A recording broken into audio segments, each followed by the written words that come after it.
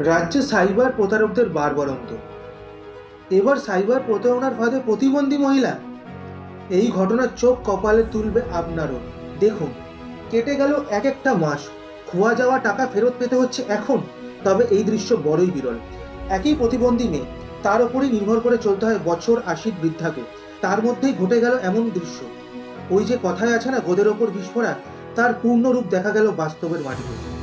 জানা গেছে নিউবারাকপুর থানার অন্তর্গত ১ নম্বর ওয়ার্ডের এস.এন. ব্যানার্জি রোডের রীনা চৌহান নামে জনৈক ভদ্রমহিলা গত বছর অক্টোবর মাস নাগাদ সাইবার প্রতারণার ফাঁদে পড়েন।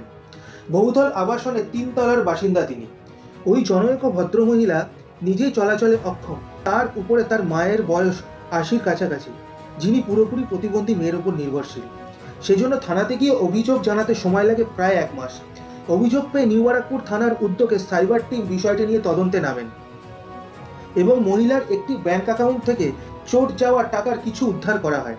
১৯শে ফেব্রুয়ারি বুধবার রাতে নিউবারাকপুর থানার আইসি এবং অন্যান্য সহকর্মীরা এবং স্থানীয় কাউন্সিলর দেবাশিস মিত্রের উপস্থিতিতে আবাসনে মহিলার হাতে উদ্ধার ২,১৯,৭০৯ টাকার প্রতীকী চেক তুলে দেওয়া হয়। স্বভাবতই মহিলা তার প্রতারিত টাকা ফিরে পেয়ে খুবই খুশি।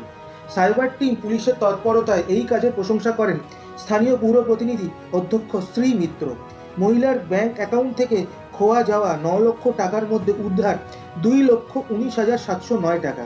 বাকি টাকা উদ্ধার করতে তৎপর নিউবারাকপুর থানার পুলিশ। ব্যুরো রিপোর্ট, নজরে কলকাতা।